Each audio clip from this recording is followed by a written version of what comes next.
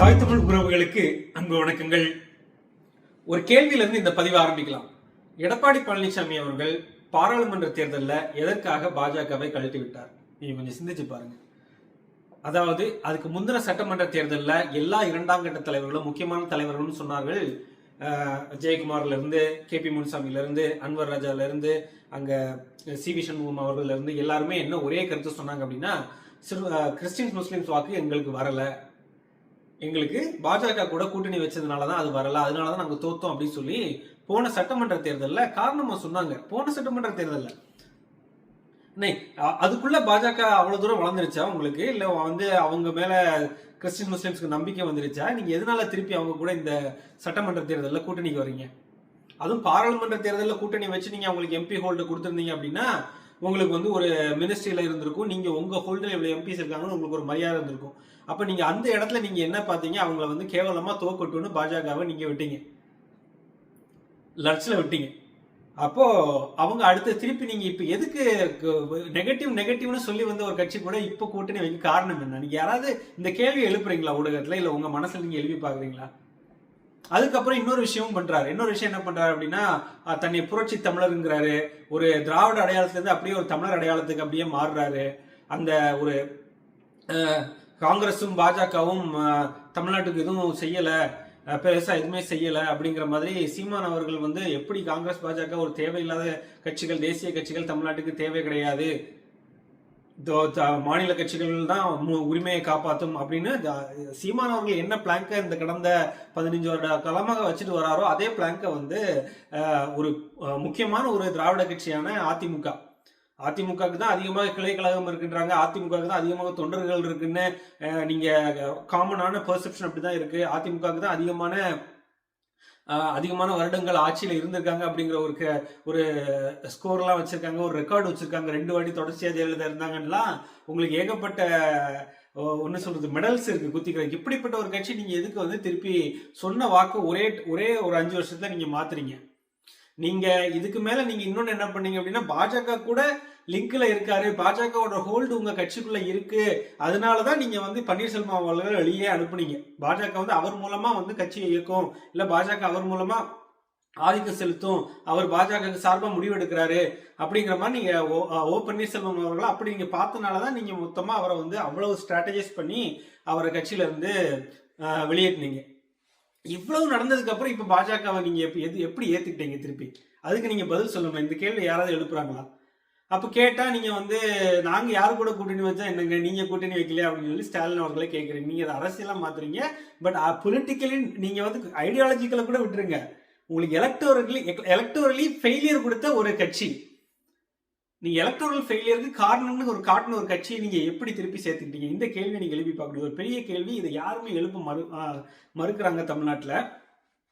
இதுக்கு நீங்க காரணம் தேடி பார்த்தீங்கன்னா, அவர் தமிழரா தன்னை ப்ரொஜெக்ட் பண்ணிக்கிறதுக்கும், அவர் வந்து இந்த மாதிரி தேசிய கட்சிகளை எதிர்த்து பேசுறதுக்கும் என்ன காரணம் அப்படின்னா, அந்த மைண்ட் செட் தமிழ்நாட்டில் வளர்ந்து வந்துகிட்டு இருக்கு அப்படிங்கிறது அவர் பாக்குறாரு. அதோட கண்ணுக்கு தெரிகிற எவிடன்ஸ் யாரு அப்படின்னா, நாம் தமிழர் கட்சி, சீமான் அவர்களின் வளர்ச்சி, அவரோட அரசியலுக்கு கிடைத்த ஆதரவு, இதைத்தான் அவர் பாக்குறாரு. அப்ப இந்த அரசியலை நம்மளும் கையில் எடுக்கணும்னு அதிமுகவின் பொதுச் செயலாளர் EPS கையில் எடுக்கிறாரு.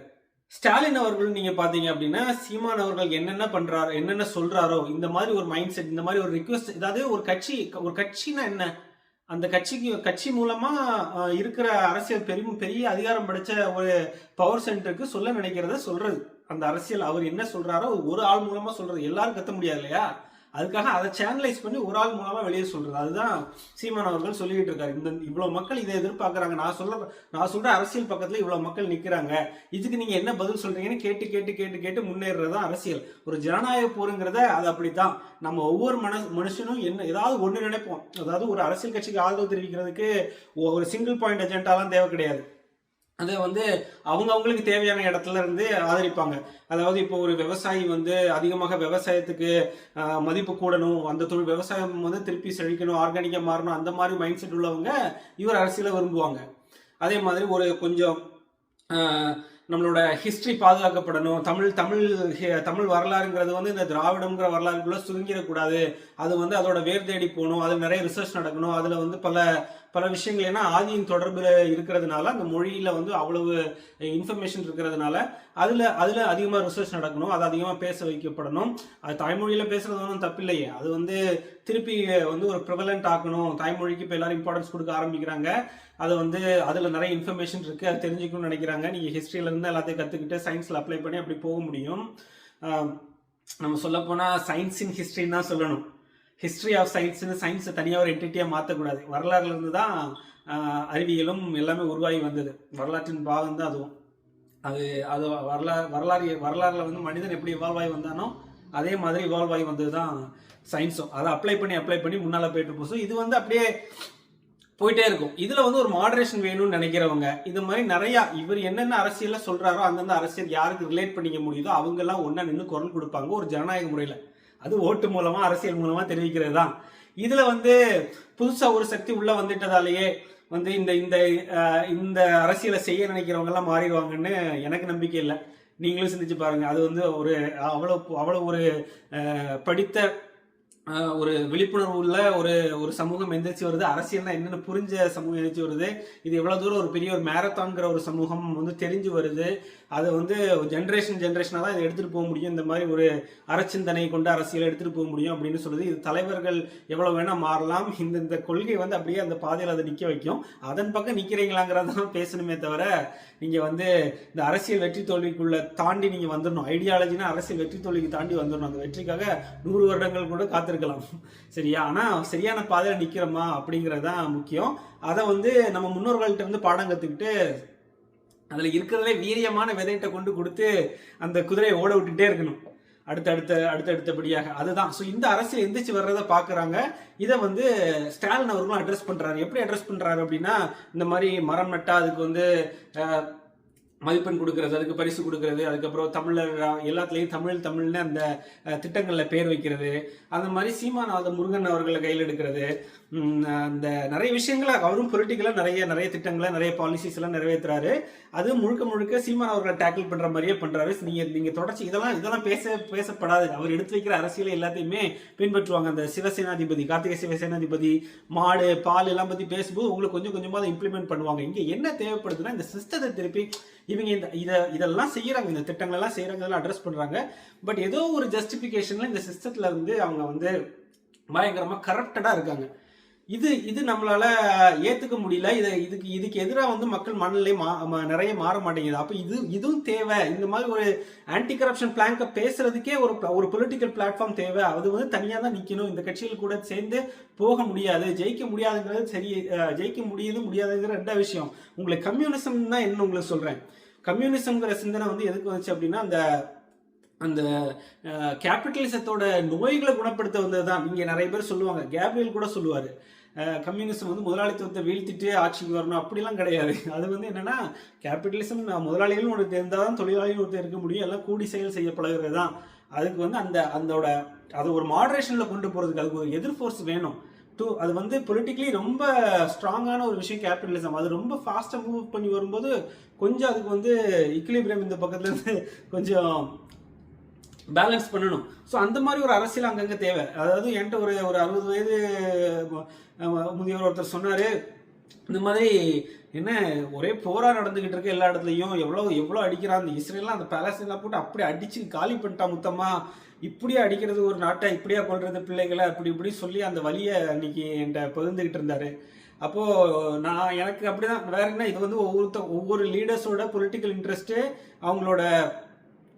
அவங்க மக்கள் எதுக்காக நிக்கிறாங்க அப்படிங்கறதுல. அப்ப அந்த மக்களின் சிந்தனை தானே அந்த கட்சியை, அந்த தலைவரை, அந்த மக்கள், அந்த நாட்டு மக்கள் எவ்வளவு பேக் பண்றாங்கன்னு பாருங்க. அவங்க ஒரு ஐடியாலஜியோட நிக்கிறாங்க. அந்த அந்த அந்த போரை நடத்துறதுக்கு அந்த நாட்டு மக்கள் அனுமதிக்கிறாங்க அப்படின்னா, அப்போ அந்த சிந்தனைக்கு எதிரான ஒரு சிந்தனை இந்த உலகம் ஃபுல்லா வந்து உலகம் முழுக்க அமைதி நிலவுன்னு நினைக்கக்கூடிய ஒரு சிந்தனை எந்திரிச்சு வரணும்ல. அப்ப அதுக்குண்டான வழியை பார்க்கறதுக்கு உண்டான அதை பேசுறதுக்கு உண்டான பிளாட்ஃபார்ம். இப்ப நீங்க திமுக பாத்தீங்கன்னா, திமுக இது அப்படியே வந்து ஒவ்வொரு பெண்களுக்கு எவ்வளவு தூரம் பாதுகாப்பு இல்லாம போகுது. கல்லூரிகள்ல உங்களுக்கு இது எல்லாமே சொல்லுவாங்க திஸ் கம்ஸ் வித் கிரைம். அதாவது இந்த ஒரு சிட்டி வளரும் போது இந்த மாதிரி வரும்போது அங்க வந்து ஒரு அண்டர் கிரவுண்ட்ல ஒரு நெட்வொர்க் மாஃபியா நெட்வொர்க், இது அரசியல்வாதிகளே செய்யக்கூடாது. நீங்களே பிளாக் மணி ஜென்ரேட் பண்றீங்க, நீங்களே அவாலா உருவாக்குறீங்க, நீங்களே பினாமிகளை உருவாக்குறீங்க, நீங்களே சட்டத்தை மீறுறவங்களே சட்டசபைக்குள்ள போகும்போது, சட்டம் போட்டவங்களே சட்டத்தை மீறும் போது எப்படி திருடங்கையில கொத்துச்சாவி இருக்க மாதிரில அது இதுதானே மாத்தணும்.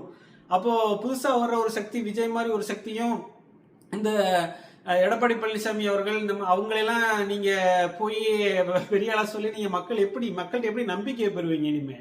அப்ப இந்த சக்தி நீங்க வளர்ந்து வருது, இந்த மென்டாலிட்டி வளர்ந்து வருது. ஒவ்வொரு தேர்தலையும் இந்த வாக்கு வங்கி கூடி வருது பார்த்து தான் இந்த பக்கம் அதிமுகவும் அப்படியே ஒரு தமிழர் இமேஜ் எடுக்குது. ஆனா இப்பதான் திராவிட இமேஜ் கொடுத்துருக்கு. ஏன்னா கடைசி இப்பதான் இவரு போட்டாரு திருப்பி அவர் அவர் ரொம்ப நாளா அந்த தமிழர் இமேஜை மெயின்டைன் பண்ண முடியல. அவர் இந்த இதுல போட்டி செட் பண்ணணும்னா திராவிட கட்சின்னு தான் போட்டி போடணும். அவங்க கையில தான் இப்ப அதிகாரம் இருக்கு. அவங்க நினைச்சாதான் திருப்பியும் வந்து அவங்க எதுக்குறதே இந்த திராவிடம் ரெண்டு பேரும் எடுக்கிறதே பாருங்க. தமிழ்னு ஒரு சிந்தனை இவ்வளவு தூரம் வளர்ந்து வருதுன்னு காரணமாகத்தான். நான் முன்னாடி கூட என்னோட ஒரு பேட்டியில வந்து இவரோட நம்ம நண்பர் ஒன் வாய்ஸ் தமிழ் டாக்டர் கணேஷோட ஒரு பேட்டி கொடுக்கும்போது ஒரு விஷயம் சொல்லியிருந்தேன். நமக்கு வந்து அரசியல் எதிரிங்கிறது திராவிடங்கிற கோட்பாடு தான், திராவிடர் கிடையாது அப்படின்னு. அப்போ வந்து நிறைய அதுக்கு உண்டான விமர்சனங்களும் எழுந்திருந்துச்சு.